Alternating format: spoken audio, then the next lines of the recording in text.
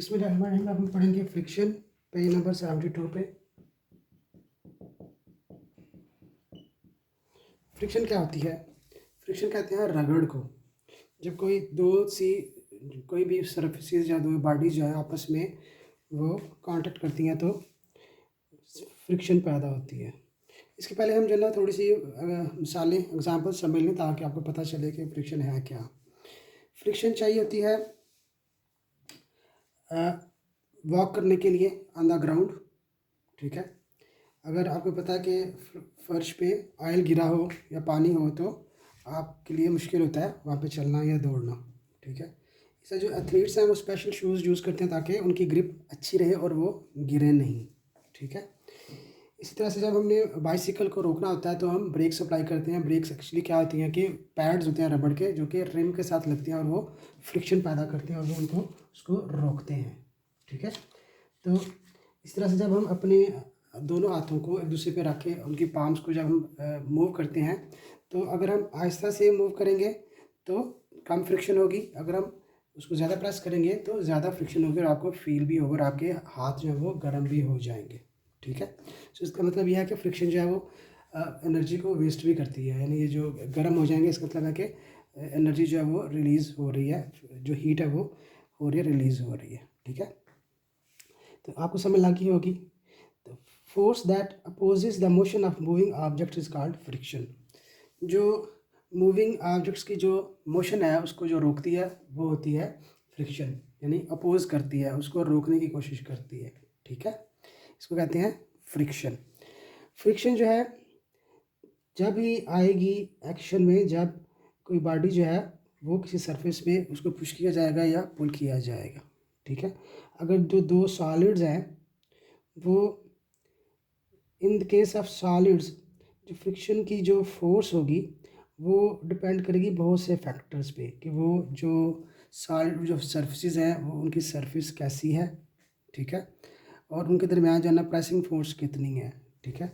इसके बाद वही बताया गया कि अगर आप अपनी हथेलियों को रगड़ेंगे एक दूसरे के ऊपर चलाएंगे, ठीक है, तो उसमें फ्रिक्शन पैदा होती है। अगर आप अपनी हथेली को जो है वो रगड़ेंगे टेबल पे तो और तरह की फीलिंग आएगी, कारपेट पे और तरह की फीलिंग आएगी, पॉलिश्ड मार्बल सरफेस पे और तरह की होगी, ब्रिक्स पे और तरह की होगी, ठीक है। कुछ आपको स्मूथ लगेंगी, कुछ आपको हार्ड लगेंगी, ठीक है। तो अगर हार्डर ज़्यादा अगर हो आप प्रेस करेंगे तो क्या होगा, ज़्यादा जो है वो डिफ़िकल्ट होगा मूव करना और ज़्यादा उसमें जो है ना वो फ्रिक्शन पैदा होगी। कहता है फ्रिक्शन जो है वो क्यों रोकती है मोशन को, हरकत को क्यों रोकती है? उसकी वजह ये है कि आपको बज़ाहिर ऐसी सरफेसेस जो कि बिल्कुल स्मूथ नज़र आ रही होती हैं उनको अगर आप माइक्रोस्कोपिक उनका व्यू अगर लें तो आपको पता चलेगा कि वो इतनी जो है वो स्मूथ नहीं होती, ठीक है। उनका जो मैग्नीफाइड व्यू है, यानी अगर आप माइक्रोस्कोप लेकर देखें तो जो इवन आपको स्मूथ जो नज़र आ रही हैं उनमें भी आपको गैप्स नज़र आएंगे, ठीक है।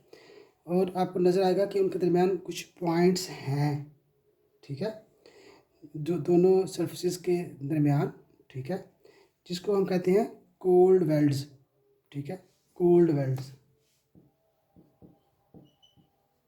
ये क्या है? पॉइंट्स बिटवीन टू सरफेसेस, ठीक है। ये जो कोल्ड वेल्ड्स होते हैं ये रेजिस्ट करते हैं सरफेस को from sliding over each other, ठीक है। ये रेजिस्टेंस जो है ना वो क्रिएट करते हैं कि वो आपस में जो है ना एक दूसरे के ऊपर मूव ना करें, ठीक है। तो इसी तरह से इन्होंने मिसाल दी हुई है कि दो ब्लॉक्स हैं, एक को जो है वो दूसरे के ऊपर चलाना है, ठीक है। तो अगर जो ऊपर वाला जो ब्लॉक है उसके ऊपर अगर हम वेट भी रख दें तो क्या होगा कि उसके लिए मूव हो जाएगा, प्रेसिंग फोर्स एक आ जाएगी तो उसको स्लाइड करना उसके लिए मुश्किल हो जाएगा, ठीक है। तो जो प्रेसिंग फोर्स है वो भी आपको बताती है कि फ्रिक्शन कम है कि ज़्यादा है, ज़्यादा प्रेसिंग फोर्स होगी, ज़्यादा फ्रिक्शन होगी और उसके लिए मूव करना मुश्किल हो जाएगा, ठीक है। Friction is equal to the applied force that tends to move a body at rest, ठीक है। जब आप फोर्स लगाते हैं किसी चीज़ को मूव करने के लिए और थोड़ी सी जब आप फोर्स लगाएंगे तो वो नहीं चलेगा, ठीक है। तो वो क्या है, क्योंकि फ्रिक्शन उसकी एक रीज़न फ्रिक्शन भी है, ठीक है। तो फ्रिक्शन क्या होती है, it is equal to the applied force that tends to move a body at rest. उसको आप ओवरकम करेंगे तो फिर वो चलना शुरू होगा। It increases with the applied force. Friction can be increase to certain maximum value. ठीक है, कहता है ये जो फ्रिक्शन है, फ्रिक्शन जो है ये एक वैल्यू तक जो है ना मैक्सिमम इंक्रीज़ की जा सकती है, उसके बाद हम उसको इंक्रीज़ नहीं कर सकते। ठीक है, friction can be increase to a certain maximum value, it does not increase beyond this. वो जो मैक्सिमम जो वैल्यू होती है ना उसको कहते हैं limit, force of limiting friction. ये जो मैक्सिमम वैल्यू है इसको कहेंगे फोर्स ऑफ लिमिटिंग फ्रिक्शन। ये क्या है, मैक्सिमम जो वैल्यू जो होती है फोर्स की, फोर्स ऑफ फ्रिक्शन की। ठीक है, इसको कहते हैं एफ एस, एफ के साथ स्मॉल एस। एस का मतलब क्या है कि एफ एस क्या है कि फोर्स ऑफ लिमिटिंग फ्रिक्शन, इसको एफ एस के साथ हम डिनोट करते हैं। ठीक है, रिप्रेजेंट करते हैं। ये किस पे डिपेंड करती है, जो फैक्ट कि कितनी हम मैक्सिमम इस पर फ्रिक्शन लगा सकते हैं, ये डिपेंड करती है फोर्स ऑफ फ्रिक्शन जो मैक्सिमम है, जिसको हम लिमिटिंग फ्रिक्शन भी कहते हैं। नॉर्मल रिएक्शन जो प्रेसिंग फोर्स है उसके ऊपर डिपेंड करती है। ये जो फोर्स ऑफ लिमिटिंग फ्रिक्शन जो है, जो मैक्सिमम फोर्स जो होती है फ्रिक्शन की, ये डिपेंड करती है एक रिएक्शन, नॉर्मल रिएक्शन के ऊपर, जिसको प्रेसिंग फोर्स भी कहते हैं, between the two surfaces in contact. ठीक है, अब यानी ये जो है प्रेसिंग फोर्स क्या है, ये क्या रिएक्शन, रिएक्शन पे जो है वो डिपेंड करती है जो फ्रिक्शन कि उस सरफेस का रिएक्शन क्या है। ठीक है, वो प्रेसिंग फोर्स क्या है, वो रिएक्शन क्या है। ठीक है, कहते हैं इनके दरमियान एक रिलेशन होता है, जो फोर्स ऑफ लिमिटिंग फ्रिक्शन जो कि मैक्सिमम फ्रिक्शन होती है और जो रिएक्शन ऑफ द सरफेस होता है, उनके दरमियान एक रिलेशन होता है। ठीक है, और वो हमेशा क्या होता है, कांस्टेंट रहता है। जो रिलेशन है वो कांस्टेंट रहता है। ठीक है, वो the ratio between the force of limiting friction and the normal reaction R is constant।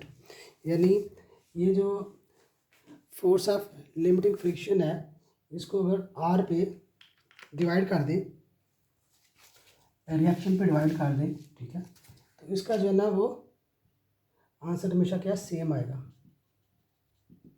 ठीक है, इन दोनों की जो रेशो है वो हमेशा सेम होती है। ठीक है, इस कांस्टेंट को हम कहते हैं, कांस्टेंट को कोफिशिएंट ऑफ फ्रिक्शन। ये जो कांस्टेंट है इसको हम क्या कहते हैं, इसको कहते हैं कोफिशिएंट ऑफ फ्रिक्शन। इसको म्यू, जैसे यू बना हुआ है, इसको म्यू से जो है ना हम रिप्रेजेंट करते हैं, यानी ये जो है ना इक्वल टू हो जाएगा म्यू, म्यू के ऊपर इक्वल जी हो जाएगा। So mu is equal to F S over R. अगर हमने ये जो लिमिटिंग फ्रिक्शन है ये फाइंड करनी हो, हम क्या करेंगे, इसको इधर ले जाएंगे तो ये म्यू आर बन जाएगा। ठीक है, तो F S is equal to हो गया म्यू आर। ठीक है, अब ये जो F S is equal to mu R हमने यहाँ से हमने कर लिया। ठीक है, तो हमें ये पता है आर क्या होता है, रिएक्शन ऑफ द सरफेस, वो इज इक्वल टू होता है उसके वेट के बराबर, R is equal to M G. तो ये एफ एस पे, इस पर हम म्यू के साथ आर की जगह हम एम जी लगा देंगे, तो F S is equal to mu M G लग जाएगा। उसके बाद वही एग्जांपल्स जो हमने आपको बताई कि friction is needed to walk on the ground, it is risky to run on wet floor with shoes that have smooth soles, athletes use special shoes that have extraordinary ground grip, such shoes prevent them from slipping while running fast. What will we do to stop our bicycle? We will apply brakes. The rubber pads pressed against the rims provide friction. It is the friction that stops the bicycle.